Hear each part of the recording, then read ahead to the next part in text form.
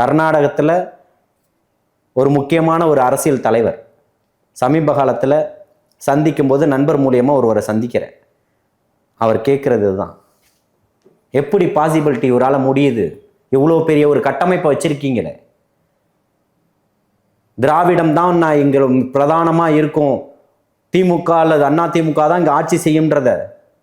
ஆனால் இப்போ இந்த இதை மாற்றிடும் போல இருக்கு, விஜய் அவர்கள் மாற்றிட்டார் போல இருக்கேன்னு சொல்கிறார். அவர் பெயர் சொல்ல நான் விருப்பப்படலை.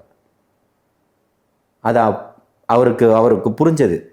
அவரு கன்னடத்தில் சொல்கிறாரு, நண்பர் கேட்டு சொல்கிறார், இந்த மாதிரி சொல்கிறார். ஒரு பெரிய தலைவர், இன்னைக்கு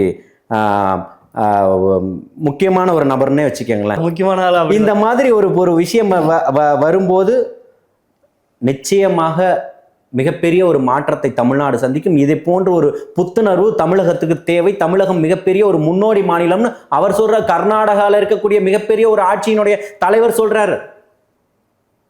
பக்கத்தில் இருக்க கேரள மாநிலம் பேசுது.